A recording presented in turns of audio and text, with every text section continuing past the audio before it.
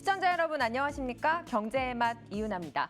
한 주간 경제 핫이슈의 흐름을 살펴보는 주간 경제 이야기에서는 부동산부터 금융, 일자리 이슈까지 각종 생활 경제 정보를 전해드립니다. 이어서 도시의 빈 공간 벽을 이용해 공유 경제의 신념을 실천하고 있는 기업 이프비의 한종혁 대표를 이번 주 화제인에서 만나보겠습니다. 코로나19로 침체에 빠진 극장가에 활력을 불어넣을 신작 영화 간이역과 미션 파서블을 스타엔터에서 소개해드리겠습니다. 그럼 경제의 맛 지금 시작합니다.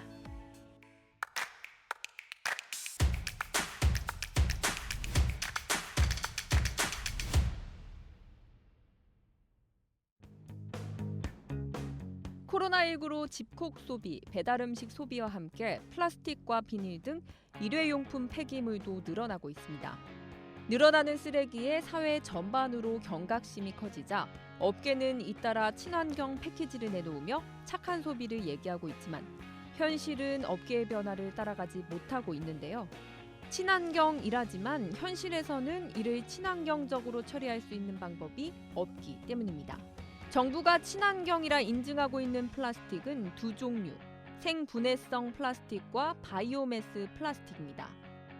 하지만 생분해성 플라스틱도 대부분 소각 처리되고 바이오매스 플라스틱에는 분리배출하라는 표시가 붙어 있지만 현장에서는 재활용이 어렵다고 설명하는데요. 이에 전문가들은 친환경 패키지가 제 역할을 하기 위해서는 정책적인 지원이 필요하다고 말합니다. 다가오는 쓰레기 대란. 업계가 친환경에 속도를 붙이고 있지만 정책이 뒷받침되지 않는다면 그 효과는 미미할 것으로 보입니다. 빠르게 다가오고 있는 전기차 시대. 트럭이나 화물차 등 전기 상용차 시장도 예외는 아닙니다. 지난해 판매된 전기 상용차는 15,000여 대로 불과 2년 전 140대에서 100배 이상 급증했는데요. 배기가스 배출이 심한 노후 경유차를 친환경 전기차로 바꾸기 위한 정책으로 전기 상용차 판매가 늘어날 것이라는 기대감도 더욱 커지고 있습니다. 그동안 소형 전기 화물차에 맞춰져 있던 보조급 지급 기준이 전기 상용차 보급 확대를 위해 지원 대상과 규모 면에서 2배 가까이 늘었는데요. 하지만 장기적으로 시장이 성장하기 위해선 전기 상용차의 성능이 더 올라가야 한다는 지적도 나옵니다. 무거운 짐을 싣고 달리는 트럭의 특성상 주행거리가 더욱 줄어들 수밖에 없어 소비자들의 눈높이를 맞추기 위해서라도 성능 개선이 필요하기 때문인데요. 이처럼 아직 해결해야 할 숙제가 남아있지만 전기 상용차의 시대도 한 걸음씩 다가오고 있습니다. 우리나라 농산물은 도매시장의 경매를 거쳐 유통되고 식탁에 오르는 구조가 일반적입니다. 이 과정에서 대형 도매시장 법인이 수익을 독차지하고 농민에게는 돌아가지 않는다는 지적이 제기돼 왔습니다. 전국에서 규모가 가장 큰 서울 가락시장의 경우 5개 도매시장 법인의 연간 순이익만 한 곳당 30억 원 수준에 달하는 것으로 알려졌는데요. 하지만 농민들은 낙찰가가 낮아도 경매시장을 오고 가는 비용이 더 드는 탓에 논산물을 헐값에 넘기는 경우도 비일비재합니다. 이에 정부는 농산물 유통구조 개선 방안을 마련해 농업인의 권익을 강화할 방침인데요. 도매 법인의 수입 농산물 수익금으로 기금을 조성해 농업인을 지원하는 수익 공유 방안도 검토하고 있습니다. 또한 품질 표준을 만들어 품목별로 적정한 가격 가이드라인을 제시하고 가격 등락폭을 줄이는 방법도 제기됩니다. 정부는 농업인 권익 증진과 도매시장의 공공성 강화를 위해 오는 28일까지 전 국민을 대상으로 도매시장 유통구조 개선 방안을 모을 예정입니다.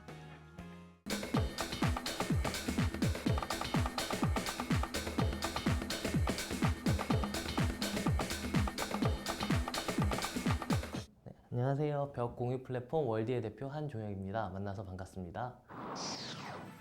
최근 도시에 아무 의미 없던 벽에 공유 경제의 개념을 결합. 세계 최초 벽 공유 플랫폼을 운영하는 기업이 주목받고 있다. 월디라는 벽 공유 플랫폼을 운영하면서 필요로 하는 사람들에게 권한을 나눠주는 기업 이프비. 이들은 건물주와 광고주, 아티스트의 세 축을 연결시켜 소통을 이끌어내며 거리 예술을 바탕으로 한 새로운 비즈니스 모델을 구축해 나아가고 있는 것이다. 이번 주 화제인에서는 벽 공유 플랫폼 월디를 통해 도시를 더욱 아름답게 만들어가고 있는 이프비의 한종혁 대표를 만나본다.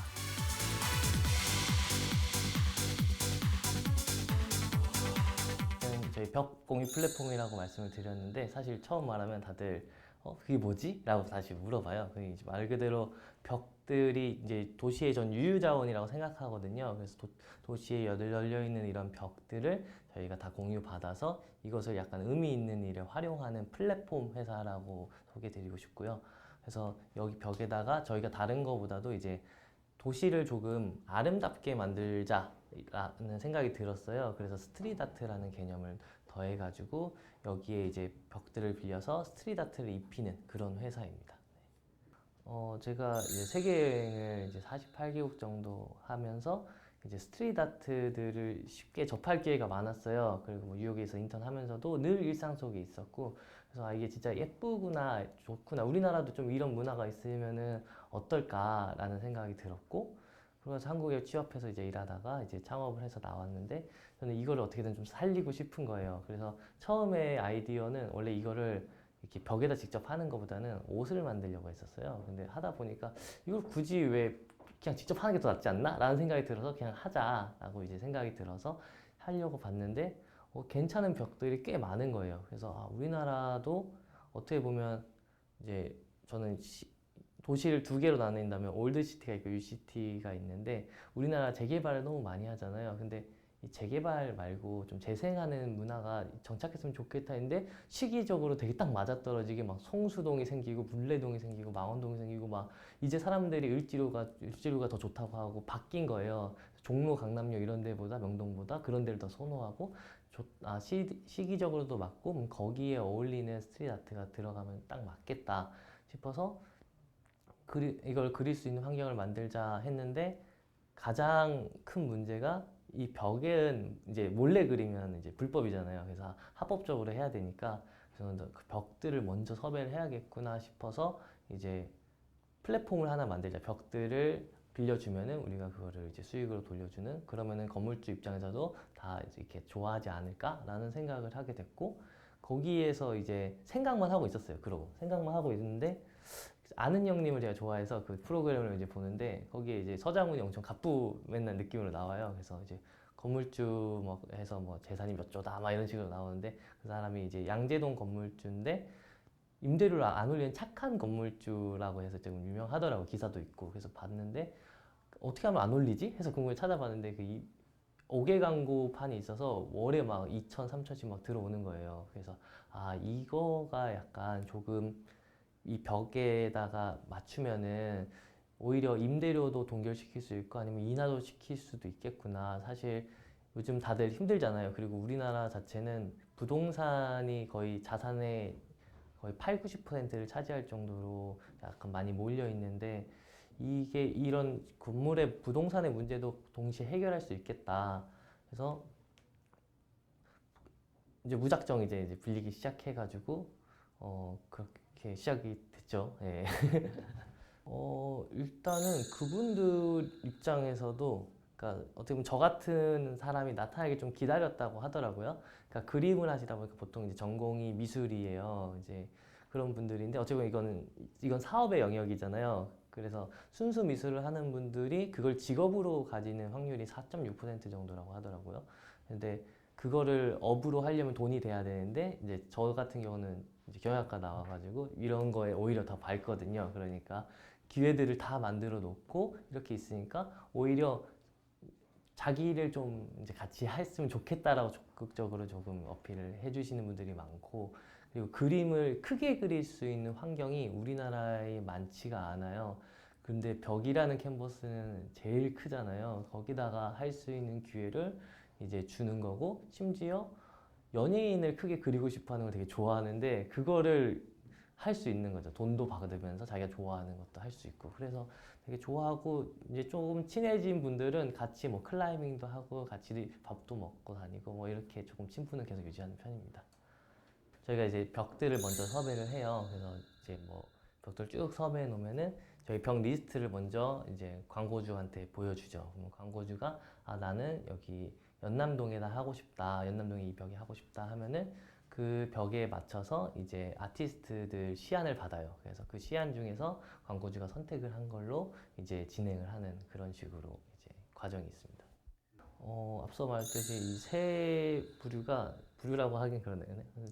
이 세 분들이 다들 사실 까다로운 분들이에요. 상대하기에는 건물주도, 광고주도 그렇고 아티스트도 그렇고. 근데 이거를 다 상대를 해야 되는데 저희의 가장 큰 강점이 이거를 잘하는 회사라고 생각을 하고, 저희만의 가장 큰 강점이 사실 이제 선구자잖아요. 이런 개념 자체가 해외에도 없고, 그런데 선구자기 때문에 미리 지금 건물주들을 많이 다 파악해놨고, 그래서 일단은 먼저 들어가 있고, 이분들도 이상하게만큼 되게 많이 믿어줘요. 그래서 항상 뭐 다른 광고 쪽에서 연락이 왔다면 저한테 항상 다 알려주고 이럴 정도로 저한테 되게 무한 신뢰를 주셔서 그런 거 좋고, 아티스트 분들 입장에서도 되게 그런 걸 많이 믿어주고, 제가 아티스트 입장에서 되게 많이 챙겨드리려고 하고 있거든요. 그래서 아티스트한테는 제가 뭐 수익을 떼가든지 이런 것도 안 하고 있고, 그런 면에서 관계적인 유지 측면에서 저희가 큰 강점이 있다. 그리고 저희가 보유한 아티스트들은 이제 저희하고만 하기로 했거든요. 그렇기 때문에 이제 이 정도 퀄리티를 낼 수 있는 회사가 우리나라에는 저희밖에 없을 거예요. 실제로 이번에 이제 아직 공개는 안 했는데 완성은 해놓은 상태인데, 서울시하고 같이 충무로의 상권을 살리려고 이제 스트릿 아트를 하나 그린 게 있어요. 이제 충무로 명예의 벽이라고 해서 이제 우리나라 이제 영화 배우 20명을 이제 그려서, 헐리우드 가면 진짜 그런 게 있거든요. 마릴린 먼로랑 찰리 채플린부터 이렇게 쫙 그래. 그런 거를 이제 우리도 하나 만들면 사람들이 찾아오지 않을까 해서 이런 프로젝트도 진행하고 있고, 뭐 국방부에서도 연락이 왔어요. 한 여름쯤에 같이 해보자라고 해서 그런 것도 할 수 있고, 뭐 작년 여름에는 코로나 약간 종식 기원하는 의미로 해외에는 그런 아트들이 엄청 많이 그려지고 있는데 우리나라는 없어서 약간 의료진들 응원하는 그런 것들 취지로 해서 성수동에 크게 그린 적도 있고, 그래서 이게 어떻게 이용하냐에 따라서 소셜적인 측면이 더 강화될 수 있고, 또 다르게 이용해서 수익적인 측면에서 강화될 수 있는데, 수익도 마찬가지로 의미가 있는 게 아까 말씀드렸듯이 아티스트들이 잡을 유지할 수 있게끔 만들어주는 하나의 역할을 하기 때문에, 그리고 저희가 벽을 빌리면은 그 벽을 통한 수익이 건물주한테 가서 임차인한테도 파생되는 거라서 전반적으로 이 모든 과정에서 저희가 약간 소셜적인 느낌을 가지려고 하고 있어요. 그래서 저희가 뭐 스프레이보다도 페인트도 친환경 페인트만 쓰고, 지울 때도 이제 바이러스 제거되는 그런 친환경, 조금 비싸더라고요. 그렇게 하고 있거든요. 그래서 A부터 Z까지 웬만하면은 그 색깔은 안 잃으려고 그렇게 노력하고 있습니다.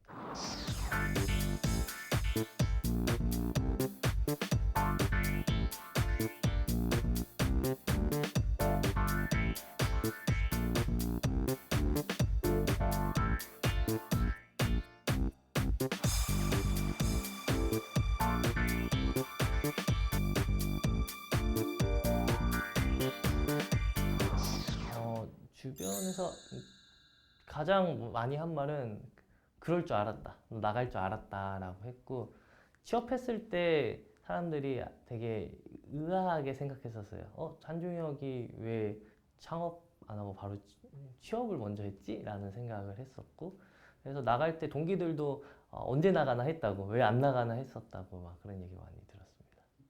제가 원래 이제 그 전에 잡이 투자심사역이었어요. 그래서 기업들 M&A하고 스타트업 투자하고 이런 역할을 했었는데, 정말 그때는 이제 앞으로 돈 잘 벌 회사들 위주로만 보니까 이제 그런 식으로 가는데, 그 사람들이 잘 돼도 사회가 별로 바뀌는 건 없는 거예요. 근데 저는 약간 뭔가 조금 긍정적으로 잘 되면 좀 같이 사회가 나아지면 참 좋겠는데 라는 생각을 했고, 내가 사업을 한다면 그런 식으로 하자. 그냥 이 기업이 존재하는 이유만으로도 사회에 좀 긍정적인 영향을 끼칠 수 있는 그런 게 되면 좋겠다라는 생각을 하게 됐고, 해서 창업하면 무조건 소셜벤처부터 해야지라는 그 기조가 깔렸던 것 같아요.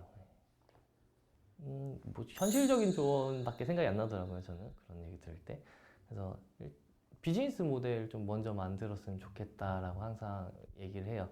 그러니까 다들 의도나 취지나 아이디어나 이런 거 좋은 사람들은 많은데 돈을 어떻게 벌지가 되게 물음표인 사람들이 많아요. 저도 처음 시작할 때 그랬거든요, 심지어.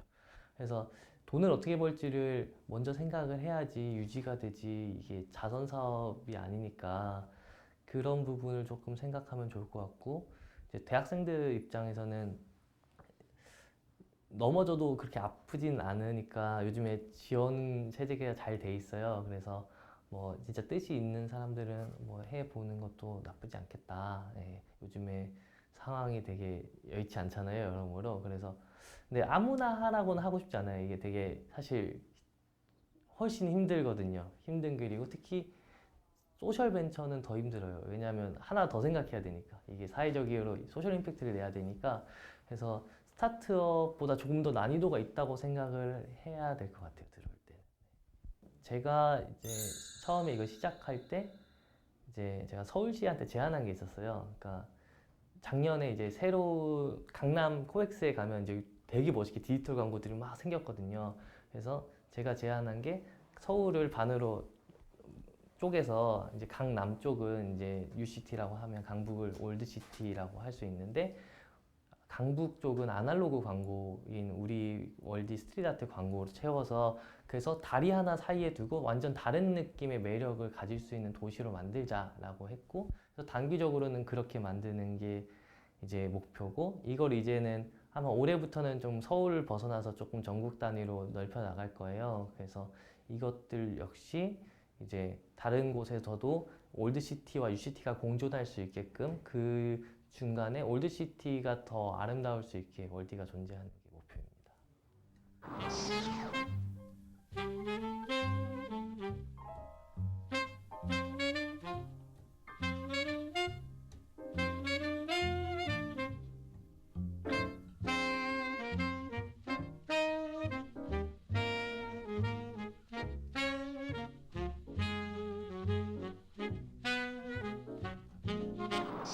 저희가 도시의 이제 빈 벽들을 아름답게 만들어 나가는 과정 많이 응원해 주셨으면 좋겠고, 이제 혹시나 걷다가 괜찮은 벽이 있으면 편하게 저희 월디한테 연락 주시면 감사할 것 같습니다. 네, 감사합니다.